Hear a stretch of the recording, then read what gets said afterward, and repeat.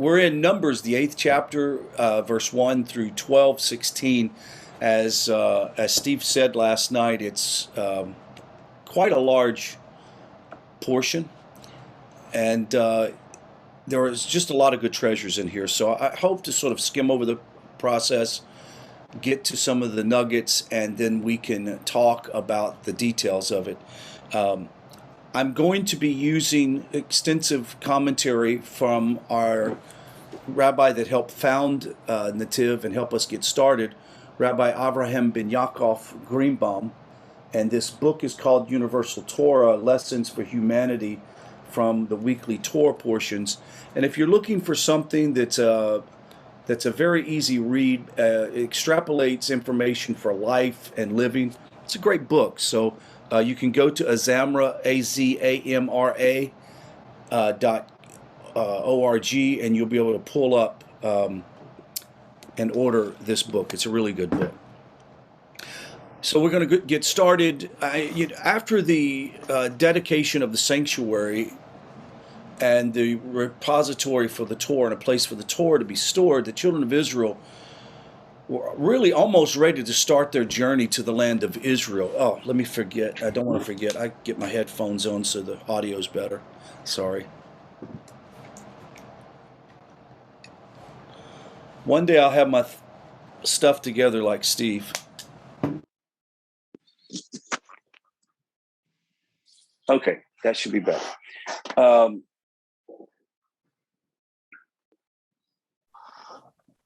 The purpose was to fulfill the mission of Abraham, actually, the founder of the Israelites and the Jewish people.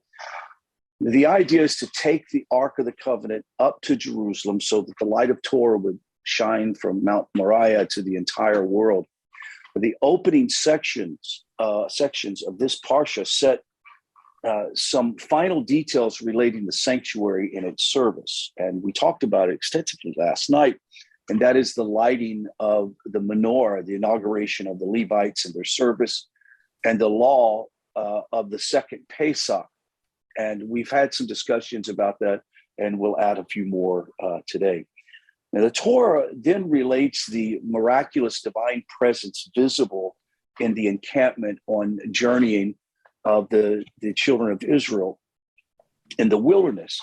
Now, the sections dealing with the sanctuary conclude with the command to Moses to make trumpets. These are very unique trumpets. They're not, what do you call it?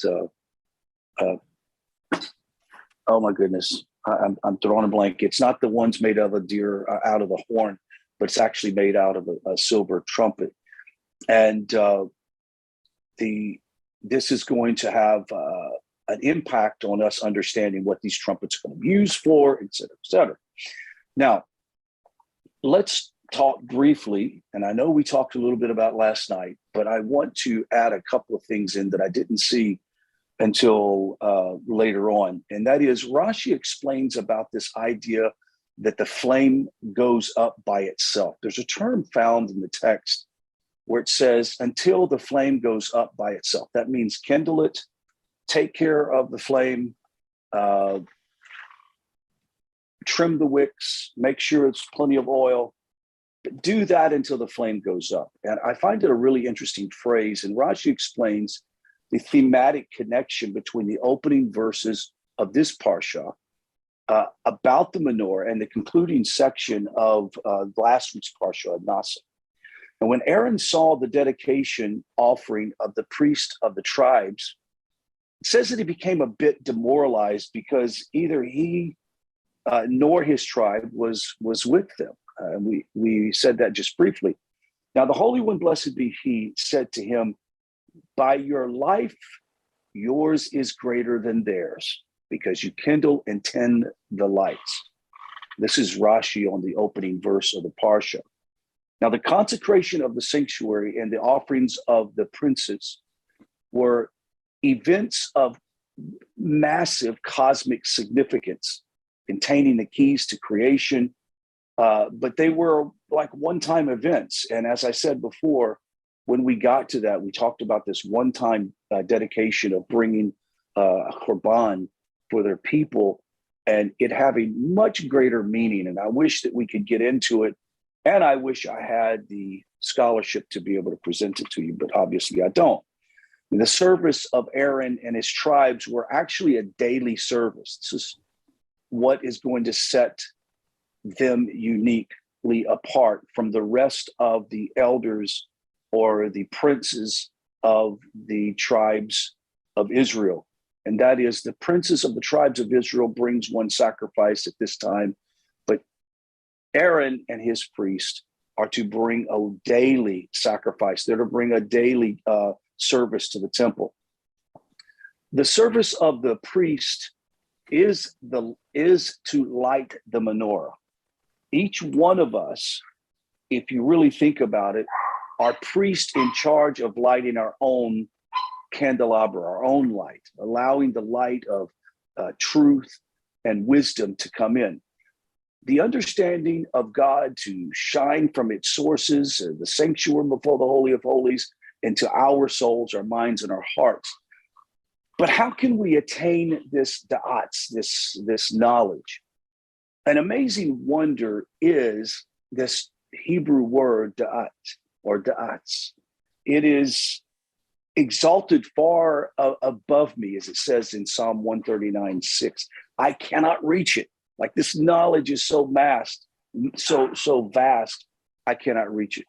Even for all of us, as much as we study and we engage in the study of Torah, most of us realize that the knowledge that is truly out there escapes us. So what's the answer to it?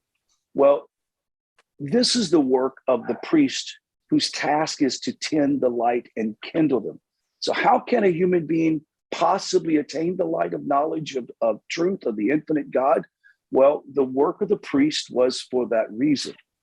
And we continue on by understanding something that Rabbi Nachman explains, that the light of the candelabrum, or the light within each one of us, we are priests of our own inner sanctuary. We must tend the 7 lamps of the face. And I love what Rabbi Nachman says. He says these 7 lamps represent the 2 eyes, the 2 ears, the nostrils, and the mouth. And we tend the eyes by not looking at evil, by guarding our eyes, by not gazing to something that is evil or lustful, et cetera, et cetera. Things that would tempt us. We tend to our ears by not heeding the words of those who are pseudo wise, if that makes sense. Someone who's not quite wise. We tend our nostrils by breathing into ourselves the fear and the awe of God, and that our lives depend upon Hashem itself for life. We tend our mouth not to speak what? Obviously, we know it's coming, evil speech, Lashon Hara. And the priest must light the lamps until the flame goes up by itself. I love this concept. Rabbi Nachman explains that when we do our work of tending the lamps as detailed in the concept of da'ats or knowledge, it will come upon us itself. That we will be able to understand things that we could not understand before. That is, the knowledge is obviously a spiritual understanding, which we may not even be able to put into words. Now, I know most of you and have known you for quite a long time in your journey. And I can remember you both saying, over the years as you have studied, that it took some period of time before all of a sudden it's like somebody pulled the light switch on. And of course, I'm dating myself, pulled the light switch on, the chain. But it's like the light came on. And all of a sudden it was there. That's the knowledge that we're talking about, a knowledge that comes not just from academic pursuit, but also a pursuit of desire to know Hashem and to know the truth. Now, these are the surroundings of the canopy of holiness. From this canopy, Dark is in relation to the infinite source, but as a protective cloud radiating light upon the camp of Israel, shines the light of knowledge. The way to attain this light is by tending to the lamps of the menorah, as we have said. And this actually can be resourced in Lakuti Maharan 112, if I have the section of books, but you can also pull that up online.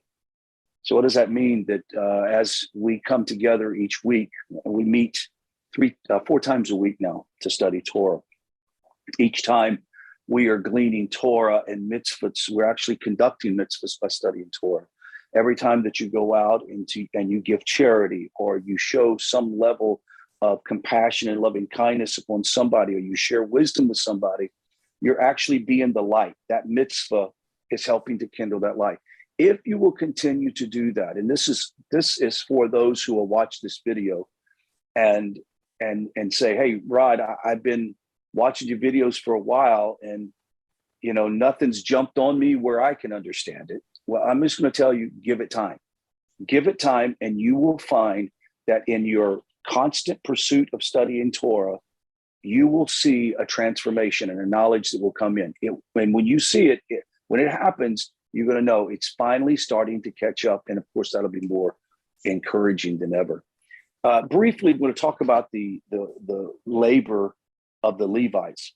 Now, after the account of the daily service of the priest in each one of us is what we were talking about just now. We're talking about the daily service in ourselves. We come to the inauguration service of the Levites, Gevurah, and their service. The guarding of the sanctuary, the temple, the singing during the sacrificial services, all of these were very specific duties to the Levites. In the generation of the wilderness, the Levites carried the parts of the portable sanctuary on the journey. The highest service was that of carrying what? The Ark of the Covenant. And that was to carry it through the wilderness, to protect it, to make sure that nobody was able to get to it, et cetera, et cetera. From there, the light of the menorah would shine to the world. It is said of the carrying of the Ark of the Covenant that while its bearers were apparently carrying it, in truth, and we've known this, it carried its bearers. So in some aspect, we're understanding that as we attempt to carry about Torah and mitzvahs in our life, we're not bearing under the burden of that it actually carries us along through life. It's a beautiful lesson in and of itself. Now, after the entry into the land of Israel, the essential service of the Levites that remained for all times was that of singing in the temple. They didn't have to carry the ark on their shoulders. They didn't have to carry all the equipment. Theirs was to sing during temple service. Why does this require gevurah? It may seem that singing is a simple, pleasant task that would be associated with goodness or righteousness or kindness, chesed. Yet we see with our own eyes how hard it is to sing. It is not singing itself that is so hard. In fact, once you start, like the Ark of the Covenant, which carries its bearers, song carries you. It's hard to start singing, but it's easier to get into the spirit of it as you're singing. But this sadly apparent to today's sort of portable temple that should be a sanctuary of the children of Israel and all their inhabitants, the Beis HaMikdash, the house of gathering for the children of Israel, the synagogue, where some, which is good or bad, Hassan is paid to sing, and occasionally a choir, and it's maybe inspiring.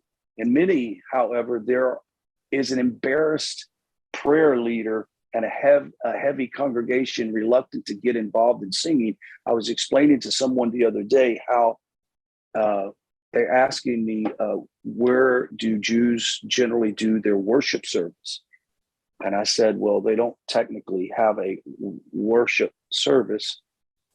Coming together for prayer and the reading of Torah, the study of Torah is worship. So Christians are used to coming aside, or some other religions, and having a worship service where they sing songs. It's important to understand that our worship in the Jewish world is the study of Torah, is the caring about mitzvahs, and that is the most righteous way to broadcast out, like as if you were singing, broadcast out your service to Hashem.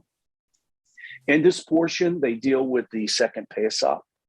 It has two senses in connection with our Pasha. In the first sense, so far, there has been only one Pesach. The night of the Exodus from Egypt was the night. The celebration of the one-time second Pesach is a year later, free in the wilderness. Recipients of the Torah with the sanctuary newly erected, and itself an event alone. It showed that the Exodus is the foundational event of the people of God, was henceforth to be institutionalized as an actual experience with the slaughter of a Pesach lamb, a Passover lamb. So we do find it interesting. The second Pesach was not just an accidental oversight and it had to be repeated again. This is a very important thing in and of itself. Let me check my notes and see. Let's talk briefly about the clouds of glory and the trumpets. As we indicated above, the clouds of glory constitute an exalted state of consciousness in which high levels of knowledge of God comes and dwells amongst the people. And because we seek to sanctify ourselves and order our lives in a proper way, the knowledge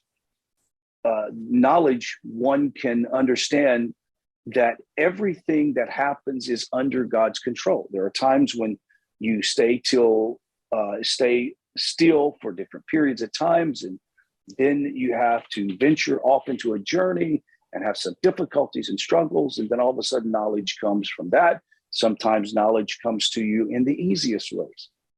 Now, we may wonder when we will come to the end of the journey through the wilderness.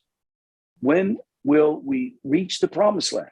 We know that when the generation of the wilderness reached the promised land, but when our generation get there, when will our generation get there, as they would be saying? When will we see the inauguration of the faithful holy temple on Mount Moriah? The answer is given in this parsha, Numbers 10:2. Numbers 10:2 says, make for yourself 2 trumpets of silver. Moses is the central neshama, the root soul of all the children of Israel. Moses, who brings the Torah to Israel, must be in command. His hands are the trumpets to summon the children of Israel to their leader and their leaders together. In addition, the temple, the priest, had trumpets which would be sounded. One of the occasions for sounding the trumpet of Moses, trumpeting the Torah of Moses, is in the times of war that they would use this trumpet. When you come to war in your land against the enemies oppressed, it says you shall blast the trumpets, Numbers 10:9. The verses speak of a war in the land against the enemy. Ask the Midrash, who's the enemy? This is the war of Gog and Magog, after which there will no longer be any enslavement to the nations. That's according to Sifri. It is in this war, Gog and Magog, that we will be remembered before God and hear the blast of the trumpets of Moses, making us remember the Torah of Sinai. Now, we will close with this idea. There's so much more that I would like to deal with. I want to deal quickly with the uniqueness of Moses. Our Pasha contains God's own testimony about the uniqueness of Moses. Numbers 12:7 says, my servant Moses, who is faithful in my house. This too has occasioned by a one-time event, a nearly fatal sin of Lashon Hara that was to be inscribed daily in our memories it says, remember that the Lord your God, what your Lord your God did to Miriam on the road when you went out to Egypt, Deuteronomy 24:9. Miriam criticized Moses. Even the saintliest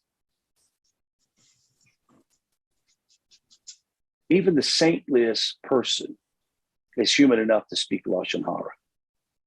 Sometimes even they may be tempted to cover over and disguise it as some other thing. Lashon Hara is Lashon Hara, no matter who speaks it. Only Moses is beyond all pride. The man Moses was very humble, more than all men on the face of the earth, according to Numbers 12:3. I must say that evil speech kills. Punishment is death, leprosy, and withdrawal of life and vitality of the flesh. I have to remind myself of that phrase quite often. The more you do something and go through life, especially if you're actively doing things in life, I don't care if you are Elon Musk or me and you, evil speech can hurt. And I think our social media system as we have it today is just a platform for evil speech. God help us that we never get ourselves pulled into such controversy and such discussion. As a matter of fact, I would even say that the more that evil speech has come upon you from others, the more you are possibly compelled to participate in the same thing. But if you really want wisdom to come into your life, we have to extricate ourselves from evil speech and establish ourselves in what is known in Jewish wisdom as the ultimate level of wisdom, and that is silence. And may Hashem give us the ability to kindle the light of Hashem in our souls, to do whatever it takes to kindle it. Hashem doesn't ask you to cause the light to go. He's just saying, put in the effort so that I can make the light shine. And that concludes my short devar. And I'd like to open it up to whoever would like to be next. Comments? Rabbi, go ahead. May I inject something here? By all means. Yeah, so about the Aaron and the kindling of the light, the Midrash says there that Aaron was saddened. He saw the princes, each one bringing his own offering voluntarily. And he says to himself, all I do is nothing voluntarily. I'm a priest. I'm being told to do this and this and this. What do I contribute voluntarily? So God says, kindle the menorah. Turn out from all the services, hundreds of pieces of detailed services in the temple, the only one that the priest does it voluntarily is the kindling of the light, menorah. Why is there? It's kosher. If you and me and anybody else was there standing by the menorah, we would be entitled to kindle it, although we are not priests. He is kindling he is on task. He is kindling the light menorah because he's there. But he's the only task, kshera bezar, is kosher with non-priests. That's the only service in the temple that the priest does it voluntarily.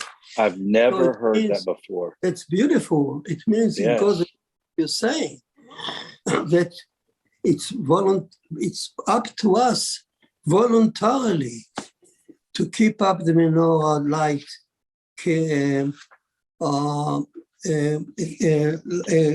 to spread the light to the world. Even a priest does it voluntarily. Wow. Yes. Another portion which I think we need to, it's must be discussed is the story of Yitro, Moses' father-in-law, Yitro. If you want, we can switch to there. I concur with everything you said, of course, but I think the message for Bnei Noach in this Before we get to Yitro, which I do think we need to, let me ask if there's anybody having a comment on what I spoke about or anything in this text before we get to Yitro. Anything at all? I do have a question about the silver trumpets. The shofar and the trumpets are two different things. The shofar is not a trumpet. Are they two separate things altogether? Yeah, the shofar is horn. Mm-hmm. It's actually made out of an animal horn. Right. So the difference is the material they're made out of. A shofar is only made out of a horn, an animal horn. Yeah, it's Rosh Hashanah. Rosh Hashanah, we blow the shofar from horn. And in the temple, they used to blow also the silver trumpet. So there are two different things. In Rosh Hashanah, it has different meaning. It's a call not to move on earth, but to move on with a campaign to come close to Hashem. Come to me, journey to me, towards me, with the silver trumpet and with the shofar. By the way, the shofar turned out to be the YHVH, the Shekhinah, and silver is a kingship of Elohim and so on. But that's Rosh Hashanah's story. But there are two different things. Excellent. Anybody else before we go to Yitro, because this will be a good discussion. Okay, go on to Yitro, Rabbi, if you'd like. Yitro is enormous portion here. All the Mefarshim agree that this section does not belong here. In fact, Ibn Ezra says, you look at the Parsha, it's a symbol of many sections that didn't occur chronologically. The foremost of them is Yitro. The section of Yitro certainly belonged to the book of Exodus when he visited Moses, and he departed. Why it's written here? And it's written here exactly after the description of Israel camp. So what's the story? So this the Israel camp, in short, is comprised of four wings: north, east, southwest. 4. In the middle is Levites, number 5. And in the middle of the Levite is a camp of Shekhinah, number 6. Come Yitro and provide the number 7. Why did he come? In book of Exodus, he says, Vayishma Yitro. What did he hear? He heard on Mount Sinai, he heard 7 voices, which are described in Psalm 23. Look at Psalm 23. He described the 7 voices, which means the Midrash says the 7th commandment. So he heard the 7th commandment from Sinai. He came, and now he came to provide the camp number 7. Everything about Yitro is 7. Here is called Chovav, Ben Ruel. So Rashi immediately comment, he had many names. In book of Exodus, it says 7 names. Yitro, and he counted 7 names. all the 7 names mean that he is a partnership, he's a lover of a God. All the 7 names. And he had, lo and behold, seven daughters. 2 of them were married, one of them to Moses, and one of them to Eleazar, the son of Aaron. So here, so he is a Numbers. He heard the 7th commandment. He came to provide the camp number 7, and which is now comprised of only 1 person. And immediately after that, right after that, it says the famous story about the verse 10, chapter 10, 35 says Moses, the section that's closed by 2 noon, set up Hashem, and when the Holy Ark was traveling, Moses used to come and pray, ask, stand up, God, or your enemy will be chased away. And when he settled down, he said, come back, Hashem, sit, come back, rest. Rivivot alfei Israel. So Moses prayed that when you sit down, God, there will be 10 of thousands of thousands.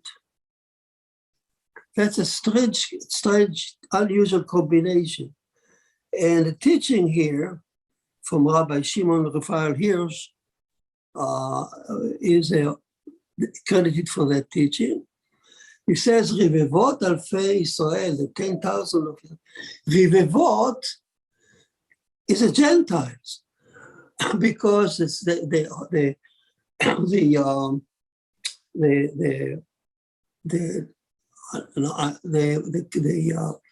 Gentile, of course, want to want to come close with Hashem. So the Holy Ark traveled 3 days before, in front of the camp, to collect sparks.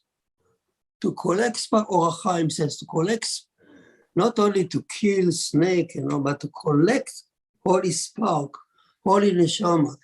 From where? From the nations with the how you say the Gentile who want to join to love Hashem. So they collect their spark and bring it to Am Yisrael, spark. Although they are not Jews, but they collect the spark. And the 10,000. So right now, Moses is praying like this. Right now, we have only one person on camp number 7, Yitro. One day, there will be multitude. There will be 10,000s. The Israelite will be only thousands, but the Gentile will be 10 of thousands, because humanity is much larger and bigger. And their soul are incorporated in the Holy Spark, in the Holy Ark, as the Israelites move. The desert here is a desert of the nation, of history. So as we move on in history, we collect the soul of Gentiles. And there will be multitude. By the way, the story of Yitro is fascinating here, because Moses is asking him, come join us. Join us, we'll convert. Come join us and share our land. Be our eyes. And Yitro says, oh, no. That's not my job. I'm going back to my family. I'm going back to spread your Torah to the other people, to collect more spark. And so So you don't. So a Noachide should not aspire to go Aliyah to Eretz Israel. That's a mistake I found many times in my teaching. That a Noachide think many times, oh, I'm a Noachide. Should I go to Aliyah, become a citizen of Israel? That's not the task of Noachide. Yitro says, I'm going back to Moladeti. You go there. My task is to go. Right now, I am the only one. But I know that in the future, there will be multitude. And camp number 7 will be the greatest camp. Israel will be a minuscule in a sea of humanity that comprise camp number 7. So in light of that, turn out that Parashat Behaalotecha is an enormous message to Noachide. And it's fascinating that it's the location. This section of Yitro was not supposed to be here, as Ibn Ezra says. Supposed to be, and the Ramban and so on. They're supposed to be in the Book of Shemot, but it's done here, and right after the camp of Israel, six camp, come camp number 7. Of one day, of one person will become one day humanity. So I thought it's a wonderful message for Noah. Yeah. Rabbi, I'm glad you brought that up, because that I didn't even touch on that and didn't even focus on it, merely because I was going to bring it up later on when we do cross that. But still, I'm glad you brought that up, because one of the things that I see in this, and you can correct me if I'm wrong, but it seems that it was actually placed in the right place, in the sense that it's showing the service. It first, in the last parsha, shows the service of the princes. Then it shows the service of the Levites and what they are to do. And that inextricably, the coming of the nations to Torah is a part of the whole service block to the master of the universe. Yes. That the bringing of Yitro into this is to say, well, this service continuum is not complete until we bring the nations into this thing. And that's incredible to think about. And that goes to show, even though we may not be seeing that now, right? I mean, maybe a little bit, but before redemption comes, we're going to see more and more people become like Yitro in the world. That's beautiful. Yep. Nancy had said that she really found it very interesting what you said. Does anybody else have any input, questions on what is being discussed, or you have something separate you'd like to ask? Now would be the time to do it. Anybody? Sandy? On a different topic, I just noticed this morning, chapter 11, verse 1, and it's leading into the people complaining, and all the quails came and all of that. They were complaining they had no meat to eat and all of that. It says the people were seeking complaints. And that phrase just caught my eye this morning. They were looking for something to complain about.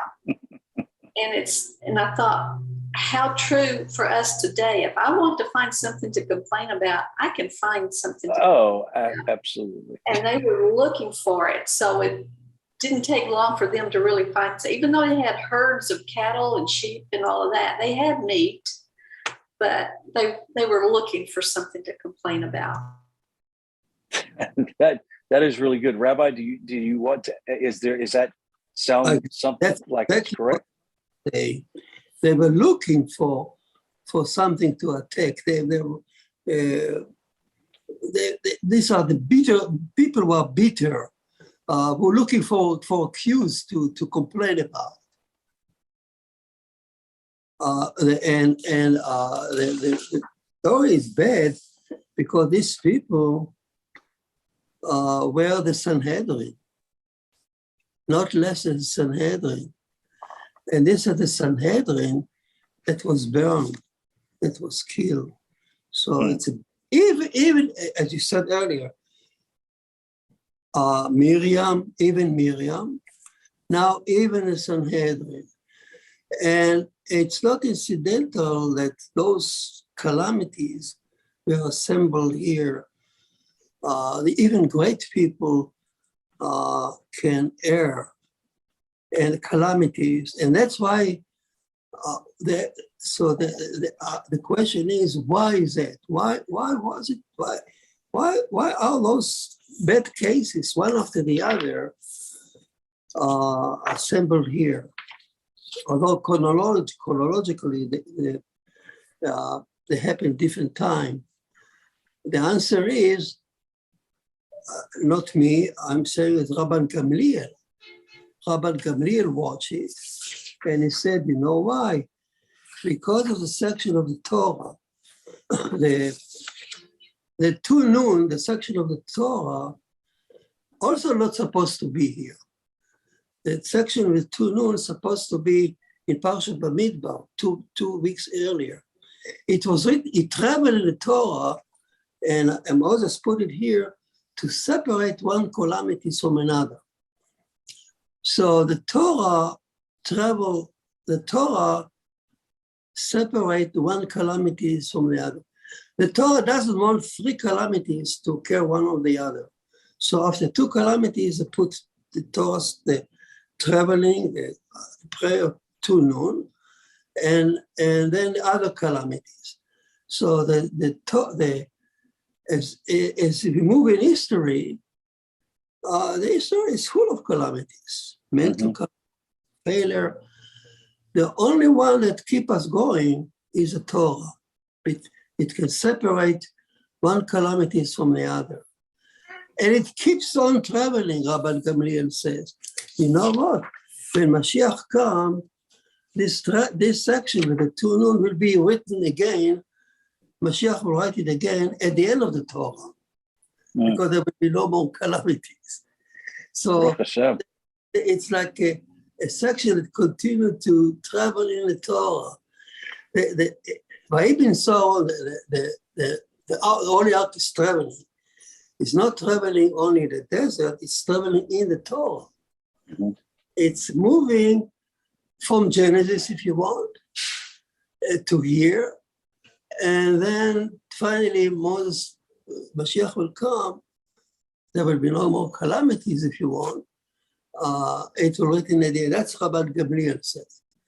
So that's why all these great people who fail are written here, but we are not horrified because we have a section of Torah. Torah said that that's the nature of man, don't be alarmed.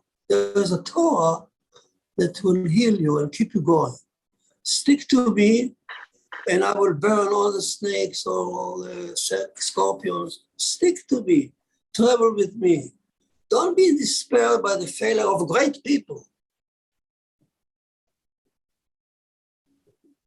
Yeah, that's one of the things that we all glean from study of Torah. We realize if calamity comes on, even upon the greatest of people, Torah isn't to keep us from having calamity. Torah is to help us to go through calamity and still prosper and do well and to grow and to get more wisdom. That's a very important part. Anybody else? I don't know what time it is. Let me see. 10:46. Okay, we still have some time. Anybody else have anything you want to add or questions you'd like to ask? Now would be the time to do it. Everybody's quiet today. I guess, Rabbi, you came in and answered everything. Like, nobody has any comments. Oh, Steve. I knew Steve would come in sooner or later. 11:4. Who are the rabble? Yes. Well, the rebel. Who are they? Archville says that they're the Egyptians, but I thought at Sinai we were going through the surprise. One of the midrash. There are many. Of course, there's no one answer, but one answer is this is another Sanhedrin. Asafsuf, they base it on the Hebrew assemble. So this Asafsuf is another Sanhedrin that messed up. And who are they? They are the one who ate flesh. Their sin was that Moses stood up on Sinai and got a revelation with God, and God tell him, I'm going to show you my back, my front, and all this. And they sat down and ate and drank. So that was the sin. These are the Asafsuf, the Torah related to them as a rebel, and Asafsuf. They are the greatest people in Israel. They fail, human failure. While there is revelation of God, and Moses standing there and seeing the back of God and asking God, show me your ways, and so on. Unbelievable section. They sit and drink. Let him confront it. Let him be our theologian. Let him discuss the issue with God. We are still in our business of eating, drinking, and having a good time. That's the Torah is so angry with them. So the Torah called them rebel. That's one answer. Of course, there is another Midrash that would say Rav and so on. But I like the idea of the Sanhedrin because it goes along with the other Sanhedrin was burned. So it goes along with all the great people that fail here. And again, the location is not here. The location should have been a chronological location, should have been in other place. But it's assembled here to show us again the same picture. Would these rebels be a part of the 10 spies? Say it again. Would the characters called the rabble here be a part of the 10 spies? In the next chapter. Yeah, I think so. This is the same Sanhedrin that later on was part of the spy, yes. That's what you're asking, yes. The Midrash actually said that, if I recall correctly. Again, great people, but fail, human failure. The restaurant is open. Let me eat. Let him deal with God. I'm eating. Good lunch. That is such a picturesque thing. I mean, like you could almost see it happening. Like, go do your thing. We're eating. Yeah. That's really good. Joe? Mr. Rabbi, sir, thank you again for coming.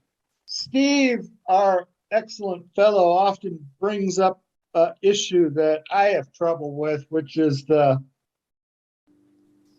other meanings of the words. Like, you see a word like manna, and maybe it's there as a metaphor for something else. And I'm kind of plain, but I'm wondering if this manna and the complaints about manna is sort of a symbol or a metaphor for the various religions and theologies and corruptions that they had left behind in Egypt.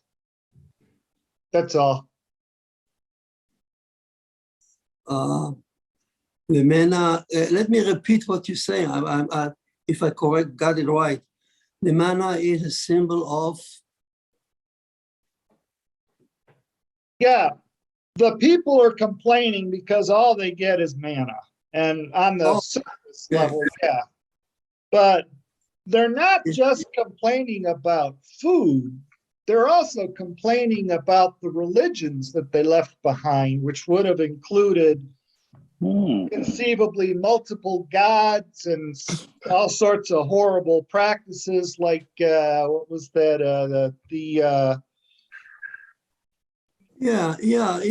I think you're right. Behind it, deeper. On the surface they complain about the manna, But if you go deeper and deeper and behind it, what prompted them to complain? Yes, disbelief. And disbelief means we won't go back to Egypt. Yeah, you can say that.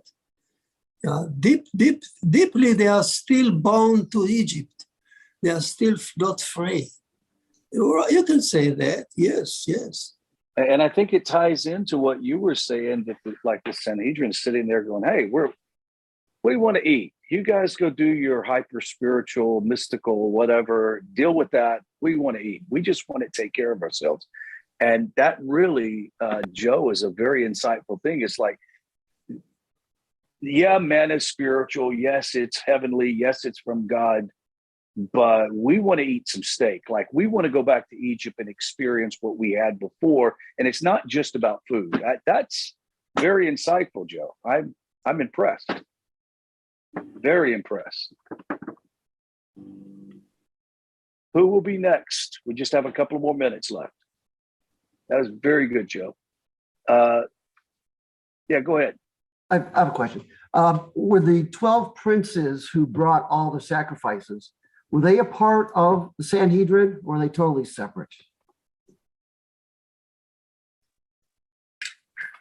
I didn't hear the question. The 12 princes who brought all the sacrifices, were they a part of the rabble or the part of the Sanhedrin? Or the princes? The princes, yeah, of the 12 tribes. I'm not so sure. The Torah says the rebel, the calling officer. I tell you where it says, Biktzeh Machane, Bet, 11, chapter 11, verse 1, the fire came, those who were complaining, the fire came, and it ate Biktzeh Machane, in the end, Ktzeh. Ktzeh, the simple Hebrew, is on the outskirt, but Ktzeh is also the officer. In fact, the Israeli military today took this word, katzin, as an officer in the army, degree. So ktzeh is interpreted as ktzeh. Now you can say princes, could be, because why not? But the Midrash went higher than that. Let alone the princes. Talk about the Sanhedrin, the Chief Justice, if they complain, the Torah wanted to put to extreme. Forget about the simple officers. If they complain, of course, I understand that, a human failure. I wouldn't, that's not a big surprise if they complain. But if Sanhedrin complain, and they are looking for all kind of excuses, they are judged very harshly. I find it interesting. With the rest of the Parsha, with Miriam and so on. Yeah, I find it interesting. It's almost as if you're saying that if it was the nondescript Israelite out there and a group of them were complaining, it'd probably get ignored. But this was the highest officials in Israel looking for something to complain about. It's like that. Does that make sense? It's almost as if the reason why that fire came upon them is because of who they were. If it would have been, somebody in Simeon's tribe complaining, they could have dealt with that. Does that sound correct or no? Yes, but that's for that reason. The Torah brought here the section of the Torah, the travel, and remember, as long as Israel keep the Torah, we can overcome our own failure. Mm-hmm. It's not the Jewish people also have many people who stray and don't believe, and it's very alarming sometimes. But as long as we keep the Torah, I'll give an example. Take the Holocaust. From here, the Torah goes from one calamity to another. one calamity to another. The Holocaust. I remember when I was young, when the news came from Europe, I mean, it was very difficult to believe in God. 6 million Jews, many of them rabbis and yeshivas and pious people were killed for nothing. Where is God? God is dead. Who believe in God? But then came, the only remedy was sticking to the Torah. And sticking to the Torah, let us go by. Let us open up the knowledge of the future, that it's not so bad. Stick with me, and you go from one calamity to another. That kept us alive. Sandy, why don't you close this out? Well, I need some clarification on this verse 4, because if I'm reading the Hebrew word correctly, it's safsuf.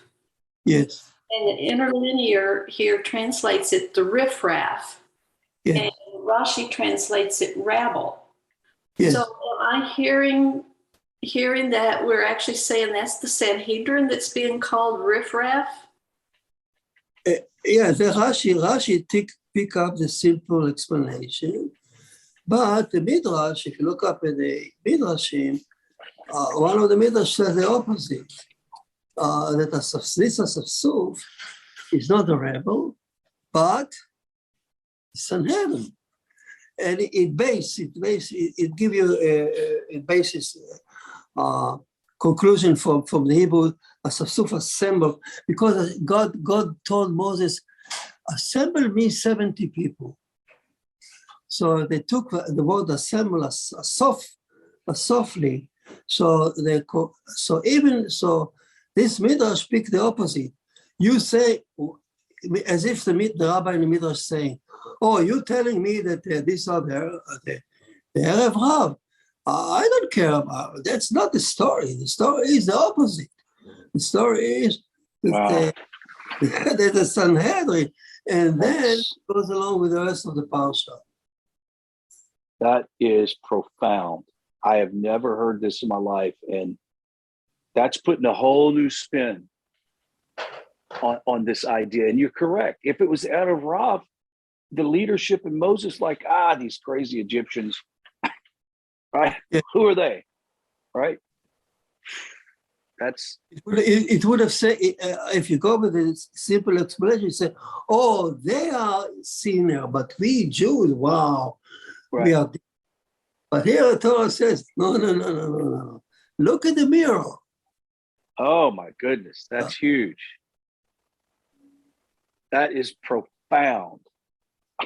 Look at the mirror, the Asafsuf is you. Oh my goodness. What a place to end this discussion. This has been outstanding discussion today.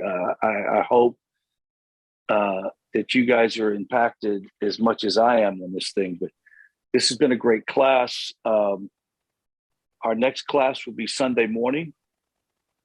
And Nancy says, thank you, Rabbi. Thank you, everybody. And we've been missing you and Tar. Go ahead. Yeah, here it is. I have Musaf Rashi here, and it says what I just said. Shenesfu Kfula. It talk about the Sanhedrin. Yeah, that's Musaf Rashi. Yeah, and that key word is yeah. This is a midrash quote here. If you have the text, it's right here. Okay. Excellent. Well, guys, it's been wonderful. Rabbi, enjoy the time with your family, and may it be full of rest and strength. And we'll see everyone Sunday morning at 10 a.m. with Rabbi Yaakov Wilby. And until then, we'll say shalom, guys. Thank you.